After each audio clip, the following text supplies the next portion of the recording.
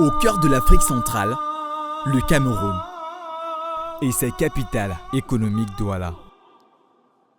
Une cité gigantesque de près de 4 millions d'habitants, un véritable brassage culturel.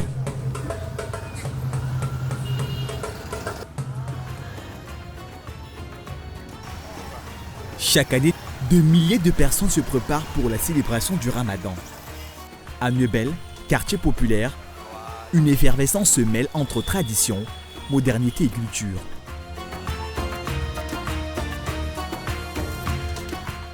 Ismaël, chef de bloc, se prépare pour la rupture du jeûne, ablution ou wudu en arabe, en attendant l'appel de l'imam qui le guidera et marquera la fin de la journée de jeûne. Près de lui, ses proches, avec qui il partagera ce premier repas autorisé de la soirée.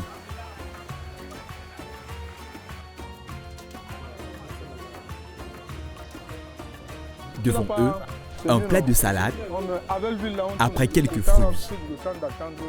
Sous la dent, durant toute une journée, et nous nous retrouvons ensemble en train de manger. Cette difficulté prouve à suffisance que nous sommes effectivement appelés à communier ensemble, à vivre ensemble, pour que nous atteignions la piété. Et lorsqu'on parle ici de la piété, c'est une dimension comportementale. Le musulman doit pouvoir se regarder derrière une glace. Nous prions Dieu vraiment, que la paix soit dans notre pays, bon pays Cameroun. Va avec ça. Quand nous leur demandons pourquoi ils ne mangent pas avec les femmes, la réponse est claire.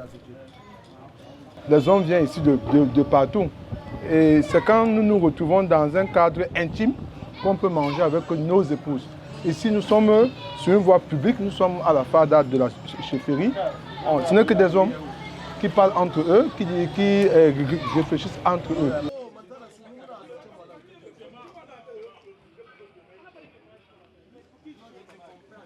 Le repas est presque terminé.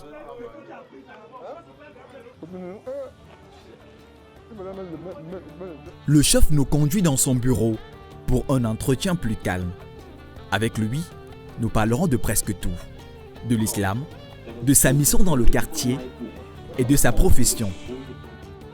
Je suis journaliste d'investigation à la base. Généraliste, pas bon, que je veux dire. Naturellement, notre rôle, c'est de veiller à la sécurité des biens et des personnes. Travailler en droite collaboration avec le pouvoir public, la hiérarchie, c'est-à-dire le chef de quartier et le chef de terre, notamment le sous-préfet de l'arrondissement de Douala 2e. Ramadan, comme je l'ai dit, c'est un mois de partage. Nous devons partager avec des personnes qui sont dans la souffrance, qui sont en manque de quoi que ce soit.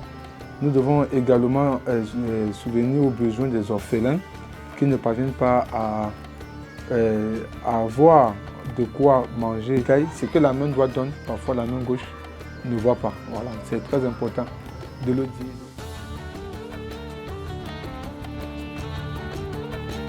Niebel ne s'arrête jamais. Un quartier qui vit au rythme du Ramadan, entre travail, commerce et spiritualité.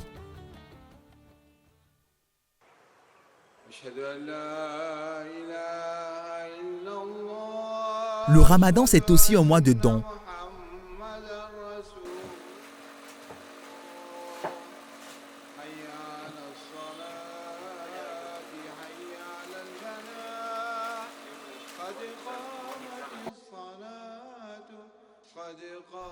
À Niebel, le chef de bloc a remis des aides aux veuves et aux orphelins.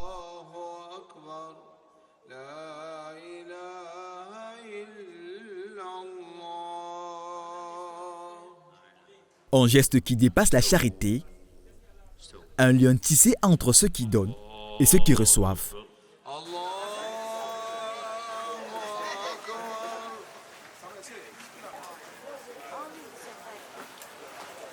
Cette femme, première notable du quartier, a aussi reçu son don et exprime sa gratitude. Je dis assalamu alaikum à toutes les populations qui nous ont assistés. Je suis très contente d'avoir ces gestes pour toute la première fois. Donc, Allah fait pour que ça soit toujours comme ça, chaque année. Et qu'il maintienne nos foi. On ne reste pas sur la nourriture. Après cette nourriture, qu'il y a une pratique de foi.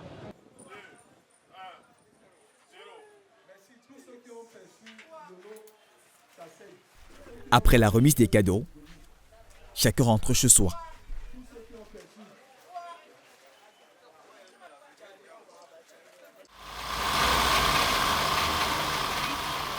Dans un atelier, loin de l'agitation, on court, on travaille avec précision.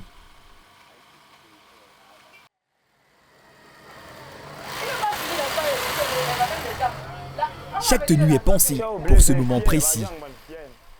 Mais toutes ne sont pas prêtes. On peut faire 20, hein? 20 pièces, non, ce n'est pas encore prêt. Il y a 7. Parmi les 20, il y a 7 qui est prêt. Il y a 13 qui n'est pas prêt. Deux jours de la fête. Ah, c'est Eneo nous laisse travailler. Voilà pourquoi on profite du temps. Dès qu'il y a la lumière, même si c'est à 6 heures, on vient seulement au travail. On profite du temps. Le temps que coupe, à l'heure là, nous on se repose. Sinon, quand quelqu'un te donne son habit, il sait que c'est pour la fête, il doit fêter avec. Tu vois, non? Ne fais pas le... Les gens ne comprennent pas qu'Eneo a fait ça, Eneo a fait ceci. Si tu as rien pris, donc il faut assumer.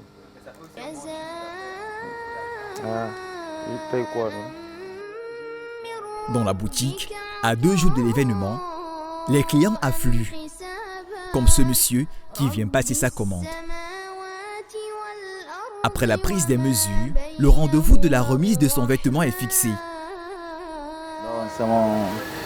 Il est le maître de tailleur.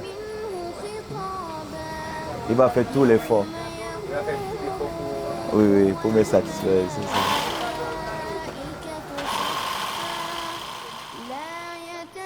Parmi les vêtements prêts, ceux de ces messieurs qui viennent finaliser leur achat.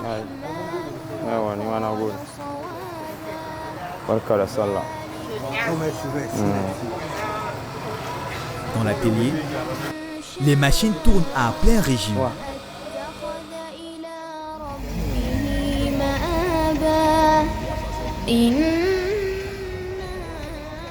Nous sommes au jour J de la célébration, la grande prière. Toutes les motos se dirigent vers la poste centrale. Gants, boubous, tapis de prière, tous sont sur leur 31.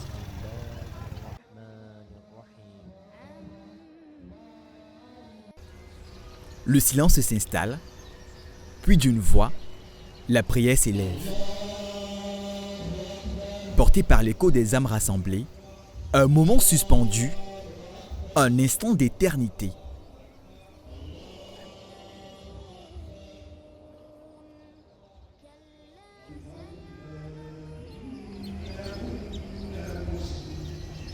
L'imam prend la parole et rappelle l'essence du Ramadan. Prière, foi, la solidarité, des mots qui résonnent, portés par le vent, galvés par les cœurs. Continuez dans les œuvres de charité et sociale comme dans le Ramadan. Continuez surtout à vous prodiguer mutuellement de bons conseils. La grande prière de la fête du fin de Ramadan, appelée Eid el-Fitr, donc marque l'apothéose, c'est-à-dire aujourd'hui, nous célébrons le mois de Ramadan que nous avons passé en toute dévotion, en adoration.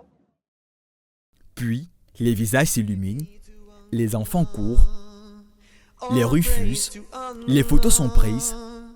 La fête du jeûne de Ramadan est un moment de retrouvailles et de réjouissance, une célébration de la foi et de la vie. À Douala comme ailleurs, le Ramadan laisse une empreinte, une mémoire de partage, de piété et d'amour pour son prochain jusqu'à l'année prochaine.